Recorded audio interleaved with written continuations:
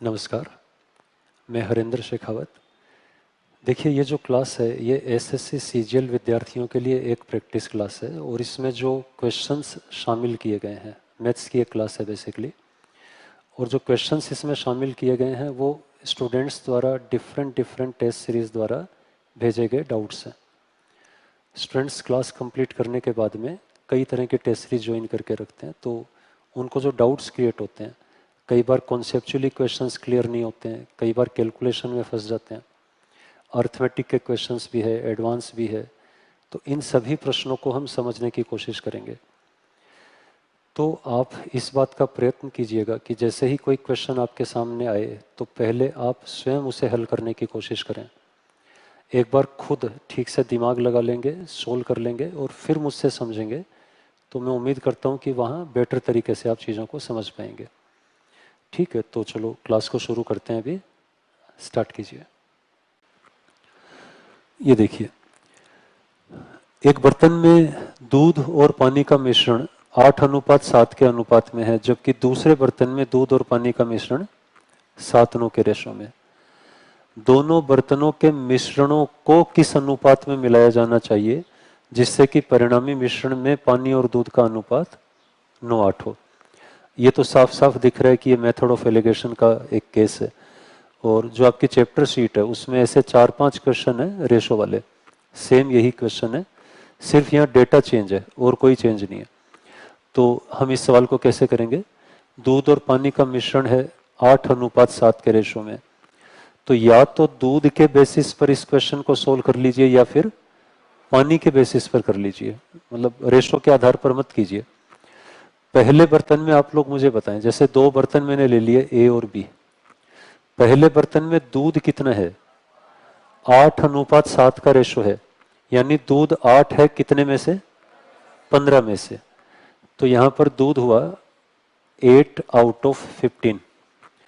और बी बर्तन में दूध कितना हुआ? 7/16। इन दोनों बर्तनों को किस रेशो में मिलाएं कि जो नया मिश्रण बनेगा उसमें दूध, पानी और दूध का रेशो 9:8 हो जाए। देखो इन्हें चालाकी से पानी पहले लिख दिया, दूध बाद में लिख दिया। तो हमें तो दूध के बेसिस पर करना है क्वेश्चन, तो दूध कितना है? 8 कितने में से? 17 में से। और मेथड ऑफ एलिगेशन, हाँ जी बोलिए। ऊपर वाले क्वेश्चन में इंग्लिश में क्या दिया हुआ है? मिल्क एंड वाटर दिया है। हाँ, तो अब देखना पड़ेगा, अपने को नहीं पता कि कौन सा सही है कौन सा गलत है। यहाँ मिल्क, देखो आप जैसे क्वेश्चन यहाँ पूछते हो ना, जिस तरह से आप भेज देते हो बस वो यहाँ पर टाइप कर दिया जाता है। अब बाइलिंगुअल है तो बाइलिंगुअल है, या जरूर बाइलिंगुअल ही रहा होगा, क्योंकि अगर यहाँ हिंदी में कन्वर्ट किया जाता तो फिर मिल्क वाटर है तो हिंदी में भी मिल्क वाटर ही आता। ठीक है ना, तो वो हो सकता है, अब देखना पड़ेगा, हिट एंड ट्रायल सिचुएशन है, अब देखना पड़ेगा वो सही है कि ये सही है। एक बार जैसा अपन क्वेश्चन चल रहे हैं उसको सोल्व कर लेते हैं। तो यहाँ पानी और दूध का रेशो जो है 9:8 है, तो यहाँ दूध कितना हुआ? 8 कितने में से? 17 में से। आप तो कॉन्सेप्ट समझिए, कॉन्सेप्ट क्या है, ठीक है ना। यहाँ प्रॉब्लम ये है ही नहीं, और ये सवाल भी मुश्किल नहीं है। यहाँ मुश्किल आपके लिए क्या है? मैंने आपको क्या बताया था, मेथड ऑफ एलिगेशन लगाना हो तो क्या करना होता है? जब भी फ्रैक्शन बने तो इन फ्रैक्शन के डिनोमिनेटर का एलसीएम ले लीजिए और उस एलसीएम से सबको मल्टीप्लाई कर दीजिए। ठीक है ना। अब बताओ जरा 15, 16 और 17 का एलसीएम क्या होगा? ये प्रॉब्लमेटिक सिचुएशन है। यदि को प्राइम नंबर आपके सामने हो, जैसे 15, 16, 17 ये को प्राइम नंबर है, तो इनका एलसीएम बहुत सिंपल होता है, और एलसीएम होता है सिंपली इनका गुणा। मतलब ज्यादा दिमाग नहीं लगा, आप 15, 16, 17 को गुणा में लिख दो, ये एलसीएम आ गया। तो मैं क्या करूंगा, एलसीएम है 15 गुणा 16 गुणा 17, उसको यहां मल्टीप्लीकेशन में रख दूंगा। तो जब गुणा में रखूंगा तब क्या होगा, ध्यान दीजिएगा। जब मैं 15 गुणा 16 गुणा 17 यहां गुणा में रखूंगा, यहां लिख देता हूं एक बार साइड में, मैं सबको मल्टीप्लाई करूंगा 15, 16 और 17 से। तो जब इस 15, 16, 17 से यहां मल्टीप्लाई करूंगा तो क्या 15 से 15 कटेगा, और यहां गुणा में कौन आएगा? 16 और 17। यहां 16 से 16 कटेगा, यहां आएगा 15 गुणा 17। यहां पर क्या होगा, 17 से 17 कटेगा और क्या आएगा? 15 गुणा 16। मैं हमेशा बोलता हूं कि कैलकुलेशन को कंपोजिट मोड में रखा करो, ठीक है ना। अननेसेसरी डेटा इसे मल्टीप्लाई करना, कैलकुलेशन करना स्टेप बाय स्टेप, वो सब मत किया करो। अब आंसर आएगा, इन दोनों का डिफरेंस हम यहां लिखेंगे, इन दोनों का डिफरेंस यहां लिखेंगे, ये साइड में रखते हैं। इन दोनों का जब मैं डिफरेंस लूंगा तो 16 गुणा 8, 16 गुणा 8 कॉमन आएगा कि नहीं। तो इसमें से जब इसको घटाऊंगा तो 16 इंटू 8 128, ये कॉमन आया, अंदर बचेगा 17 माइनस 15 यानी 2, तो 128 गुणा 2, बताओ यही बनेगा कि नहीं। इसके आगे मैं इस सवाल को हल नहीं करूंगा, मैं सीधे आंसर करूंगा ए ऑप्शन। इतनी सी कैलकुलेशन का ये सवाल है। मैं क्यों नहीं करूंगा इसके बाद ये सवाल, क्योंकि जब यहाँ 256 आ गया तो मेरा जो आंसर आएगा वो या तो 256 आएगा या फिर 256 का कोई ना कोई फैक्टर आएगा। तो फैक्टर भी मुझे कहीं नहीं दिख रहा, 256 ही दिख रहा है। तो सोचो कितनी लेंथी कैलकुलेशन का सवाल है जिसे हम बिल्कुल कॉमन सेंस से कर सकते हैं। क्लियर है पॉइंट। अब कंप्लीट कर लेते हैं, सवाल तो हो चुका अपना, इसको कंप्लीट कर लेते हैं। इसमें से इसको घटाएंगे तो मैं क्या कॉमन ले सकता हूं, देखो जरा, 15 कॉमन ले सकते हैं, ये बनेगा 119, ये बनेगा 16 अट्ठे 128, 128 119 का डिफरेंस आएगा 9, और वो 15 गुणा 9 इस तरफ क्या आ जाएगा 135। तो ये आप फाइनली आपका आंसर आ जाएगा, ये लिख लीजिएगा। नेक्स्ट देखिएगा, एक दुकानदार एक विशेष प्रकार के उत्पाद को बेचने के लिए नीचे दी गई 3 योजनाएं प्रदान करता है। निम्नलिखित में से कौन सी योजना अधिकतम छूट प्रतिशत प्रदान करती है। तो पहला ऑप्शन देखेंगे, यहाँ पे पहले ऑप्शन में बोल रहे हैं कि 6 खरीदें 4 मुफ्त पाएं। इसका मतलब क्या हुआ कि यदि आपको 10 आर्टिकल दिए जाएंगे तो उसमें से 4 के पैसे आपसे नहीं लिए जाएंगे। तो 10 में से 4 का डिस्काउंट है, 10 में से 4 का डिस्काउंट है, यानी परसेंटेज क्या हुआ 40%। बी क्या है यहाँ पे, 5 खरीदे 5 मुफ्त पाए। आप 5 खरीदेंगे 5 फ्री में दे देंगे आपको। तो टोटल तो आपको 10 वस्तुएं दी, 10 में से कितनी फ्री में दे दी 5। तो 5 10 में से 1/2 यानी 50%। और आपको बोला गया मैक्सिमम डिस्काउंट कौन सा है। अगला क्या है सी, 18 और 24% की 2 क्रमिक छूट, सक्सेसिव डिस्काउंट। सक्सेसिव केस में आप सब लोग जानते हैं अपन 2 ही मेथड यूज करते हैं, या तो हम फ्रैक्शन के थ्रू चलेंगे या फिर फॉर्मूला के थ्रू। तो इस स्थिति में फॉर्मूला बड़ा इफेक्टिव रहेगा। 18% का डिस्काउंट फिर 24 का डिस्काउंट, इसमें से घटाएंगे 18 गुणा 24/100। आपको मैक्सिमम डिस्काउंट पूछा है, इन दोनों का जोड़ 42 है। ये कैलकुलेशन किसी भी कीमत पे इससे ऊपर तो नहीं जा सकती, 42 से कम ही होगा रिजल्ट होगा। तो आगे हम कैलकुलेट क्यों करें, कॉमन सेंस है ये। तो बताओ मैक्सिमम डिस्काउंट कौन सा होगा 50%। नेक्स्ट देखिएगा, एक विक्रेता अपने फलों को लागत मूल्य पर बेचने का दावा करता है, लेकिन फिर भी उसे 1/19 प्रॉफिट होता है, तो वह 1 किलोग्राम के लिए कितना देता है। 5 से ही 5/19% का फ्रैक्शन क्या होता है 1/19। देखो वैसे तो बहुत छोटा सा सवाल है ये डिसऑनेस्ट शॉपकीपर का। डिसऑनेस्ट शॉपकीपर में टोटल 5 डायमेंशन होते हैं, उन 5 डायमेंशन का ध्यान रखो, सवाल उसी के इर्द गिर्द घूमता है। खरीदते समय बेईमानी, बेचते समय markup, discount and final profit या लॉस। तो वो तो एक लंबी एक इसलिए मैंने एक पूरी एक एक्सप्रेशन आपको बता रखी है, ताकि कैसा भी सवाल आ जाए उसमें डेटा फिट कीजिए, आप सवाल कर लीजिए। फिलहाल यहाँ पर क्या दिए, इन 5 डायमेंशन में से क्या क्या चीज दी है आपको।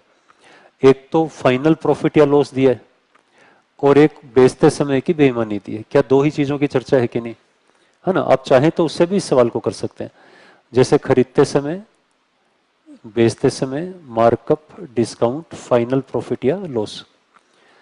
अब इंडिविजुअली यदि मुझे क्वेश्चन करना होगा तो मैं यहीं से बिना कॉपी पेन वैसे ही बता दूंगा कि 1/19 लाभ हो रहा है, यानी 19 रुपए के बदले में वो 20 ले रहा है, सीधी सी बात है। और वो 1 किलोग्राम आपको तोल के दे रहा है, तो इसका मतलब है 1 किलोग्राम से ओरिजिनली कम तोल रहे। जब वजन में गड़बड़ी करता है तो हमने क्या समझा इसके अंदर, जैसे इस सवाल को थोड़ी देर के लिए छोड़ते हैं, एक एग्जांपल है, 1 किलो की जगह एक दुकानदार 900 ग्राम ही तोल रहा है। अब वो आपसे जो राशि ले रहा है वो तो पूरे 1000 ग्राम की ले रहा है ना, लेकिन उसके बदले में सामान आपको दिया 900 ग्राम। अब वो जो 900 ग्राम है वो उसका इन्वेस्टमेंट है, जो प्रोडक्ट उसने आपको सेल किया है वो तो 900 ग्राम ही है, वो उसका इन्वेस्टमेंट है। और उसके बदले में मान लो 900 ग्राम 900 रुपए का है, तो बदले में ले कितने रहे, 1000, तो उसने 900 के 1000 बना लिए। तो जो इनिशियल वैल्यू है वो हम नीचे रखेंगे, फाइनल ऊपर रखेंगे। अब इन्होंने बोला है कि 1 किलोग्राम के लिए कितना सामान तोल रहा है, तो 1000 ग्राम तो वो दे रहे हैं बेचते समय, और कितना तोल रहा है वो पता लगाना है। फाइनली प्रॉफिट लॉस 1/19 है, यानी 19 की चीज के वो कितने बना रहे हैं, 20। तो या तो इस स्ट्रक्चर में डेटा फिट कर दिया करो, कोई चैलेंज नहीं है इन क्वेश्चन के अंदर। तो इसे कैलकुलेट कर लें, 20 से कटा कितने पे, 50 पे, क्वेश्चन मार्क उधर, 19 इधर, आंसर आ गया 950। ये लिख लीजिए। नेक्स्ट देखिएगा, किसी वस्तु की कीमत में R% की वृद्धि हुई है और बाद में नई कीमत में R% की कमी की गई है और नवीनतम कीमत 1 रुपए है, तो वस्तु की मूल कीमत क्या थी। हम मूल कीमत मान लेते हैं, जैसे मान लेते हैं शुरुआत में जो भी मूल कीमत थी वो ये है। अब इसने R% की वृद्धि की। आप इन सवालों से डरा मत करो, ये वेरिएबल वगैरह, ये एसएससी में पूछा गया क्वेश्चन है, हालांकि बहुत सॉफ्ट लेवल पे वेरिएबल का इस्तेमाल है इसमें। वेरिएबल आए चाहे न्यूमेरिक डेटा आए, हमेशा जो कॉन्सेप्ट है अपना बस वो क्लियर रखो। दोनों जगह सेम कॉन्सेप्ट लगता है, कोई चेंज नहीं है। R% की वृद्धि होने का मतलब क्या है, अगर 10% वृद्धि होती तो आप 110/100 लिखते। R% की वृद्धि है तो आप क्या लिखोगे, 100 प्लस R डिवाइड बाय 100। और फिर R% की कमी है तो आप क्या करोगे, 100 माइनस R डिवाइड बाय 100। और जो कीमत बाद में आ गई वो क्या है, मूल कीमत बतानी है, ये आपका आंसर आ गया। इस पूरे को उस तरफ ले जाएंगे तो 100 गुणा 100 10,000 आएगा। कौन से ऑप्शन में है 10,000 ऊपर, केवल इसी ऑप्शन में है। नीचे आएगा a plus B into A minus B, यानी A square minus B square, वो ये रहा। बस इतना सही तो सवाल है, ये लिख लीजिए। नेक्स्ट देखिएगा, प्रिया और बबीता मिलकर एक कार्य को 20 दिन में पूरा कर सकते हैं यदि प्रिया सामान्य की अपेक्षा 1/4 दक्षता से कार्य करती है और बबीता सामान्य की अपेक्षा 2 गुनी दक्षता से, डबल एफिशिएंसी से काम करती है, तो कार्य 16 दिन में पूरा हो जाता है। बबीता अकेले काम करे, सीधे सीधे चेन रूल अप्लाई करो, बहुत सिंपल सवाल है। प्रिया और बबीता मिलकर काम कितने दिन में करती हैं, 20 दिन में। अब ये कह रहे हैं कि प्रिया तो 1/4 एफिशिएंसी से काम करे, तो 1/4 कर दिया मैंने। बबीता डबल कर दे अपनी एफिशिएंसी को, तो ट्वाइस कर दिया, तो काम कितने दिन में होता है, 16 दिन में। क्वेश्चन यहां पर ये, बबीता अकेले काम करे तो कितने दिन लगेंगे। तो हमें करना क्या है, इन क्वेश्चंस का एक फिक्स्ड अपना गोल होता है, फिक्स्ड टारगेट है कि हम व्यक्तियों की एफिशिएंसी पता लगा लें, एफिशिएंसी से व्यक्तियों को रिप्लेस कर दें और सवाल सोल्व। अब यहां ध्यान दो, एक तो थोड़ा सा इसको सिंप्लीफाई कर लें हम, यदि ना भी करें तो भी चलेगा। जैसे ये 20p हुआ कि नहीं, और 16 को अंदर मल्टीप्लाई करेंगे तो 4 से 4 कट के 4p। 20p एंड 4p का डिफरेंस क्या हुआ, 16p। और फिर क्या दिया है, 20b, बबीता की एफिशिएंसी 20b, 16 दूनी 32, 32 और 20 का डिफरेंस क्या हुआ, 12b। तो रेशो क्या आ गया, 3:4। सबसे सिंपल जहां लगे वहां वैल्यू पुट करो। सबसे सिंपल हमें यहां लग रहा है, यहां वैल्यू पुट कर दीजिए। 3 और 4 7, 7 गुणा 20 बराबर बबीता की एफिशिएंसी 4 गुणा डी, कैलकुलेट किया, आंसर क्या आ गया, 35। नेक्स्ट देखिएगा, एक टंकी को 2 पाइपों द्वारा अलग अलग 8 मिनट और 10 मिनट में भरा जा सकता है। दोनों पाइपों को एक निश्चित समय के लिए खोला जाता है, लेकिन अवरोध के कारण पहले पाइप से केवल 5/8 पानी बहता है, दूसरे से 3/5 बहता है। हालांकि अवरोध को अचानक हटा दिया गया उस क्षण से 3 मिनट में टंकी भर गई। शीट में भी सवाल है इस तरह का, डेटा चेंज है यहाँ पे, सवाल यही है। तो सवाल क्या है वो देखिएगा। मान लो एक नल ए है, ये 8 मिनट में टंकी को भर रहा है, बी 10 मिनट में भर रहा है, टोटल काम 40, ए की वर्किंग स्पीड 5 हुई, बी की 4। ये तो तब है जब नल पूरी तरह से साफ है, उनमें कचरा नहीं है, ठीक है ना, अवरोध नहीं फंसा हुआ है। तो ये तो नल है साफ, तब तो इनकी काम करने की एफिशिएंसी या स्पीड ये रही। लेकिन यदि इनमें अवरोध फंसा हो, अवरोध हो इनके अंदर, तो क्या होगा? तो पहले पाइप से केवल 5/8 भाग पानी बहता है, इसकी स्पीड है 5, अब स्पीड हो जाएगी 5 का भी 5/8, यानी कितनी हो जाएगी?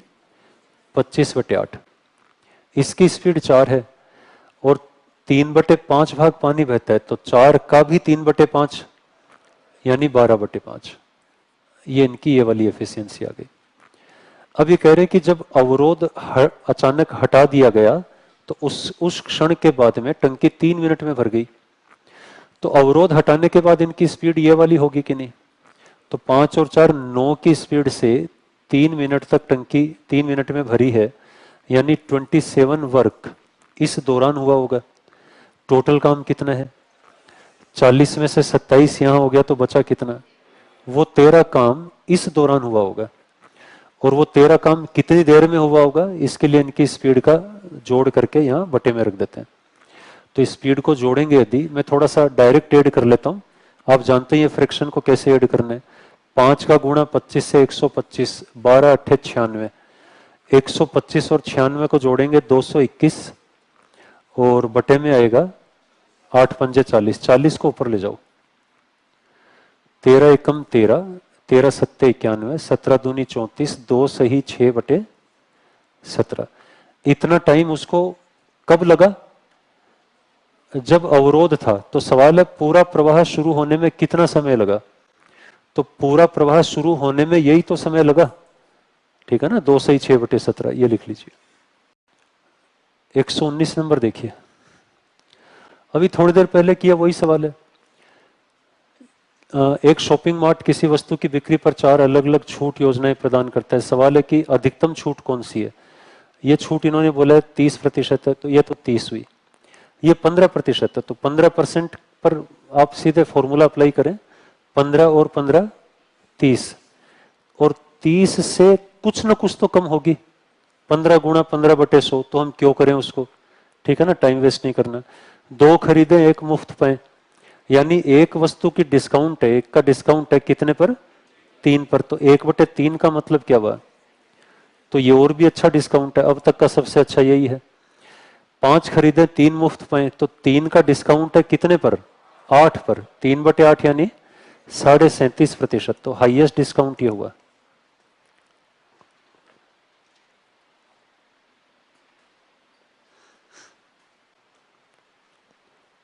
नेक्स्ट क्वेश्चन, राम 15 घंटे में 60 पेज कॉपी कर सकता है, राम और रिया मिलकर 30 घंटे में। ये सवाल आपको कर लेने चाहिए, ये कोई बहुत ज़्यादा ऐसा नहीं है कि डाउट क्लास में इस लेवल के क्वेश्चन आए। आपसे डिस्कशन भी आप करोगे तो उससे भी सोल्व हो जाएंगे। तो अब ध्यान दीजिए, राम 15 घंटे में 60 पेज कॉपी, फिर राम और रिया, रिया को मैं वाई से यहाँ रिप्रेजेंट कर देता हूँ, राम और रिया 30 घंटे में 180 पेज। सवाल है कि रिया कितने घंटे में 20 पेज कॉपी कर सकती है? ये अपने सामने कंडीशन है। तो यहाँ एक ही तरीका है अपने पास कि हम एफिशिएंसी पता लगा लें। देखो 30 से ये कटेगा 6 पर, 15 से कटेगा 4 पर, तो इसका मतलब अब डेटा यहाँ नहीं है। तो 6R और 4R का डिफरेंस 2R, और 4Y डिफरेंस किसी के साथ आएगा नहीं। तो इसका मतलब राम और रिया की एफिशिएंसी का रेशो 2:1। इसे राम और रिया से रिप्लेस कर दीजिए। राम की एफिशिएंसी 2 है, तो यहाँ 2 रख दो, 2 गुणा 15/60 बराबर ये ले लेते हैं, रिया की एफिशिएंसी 1 गुणा H/20। ये कैलकुलेट करो, 3 5 5 दूनी 10, ये आंसर आ गया।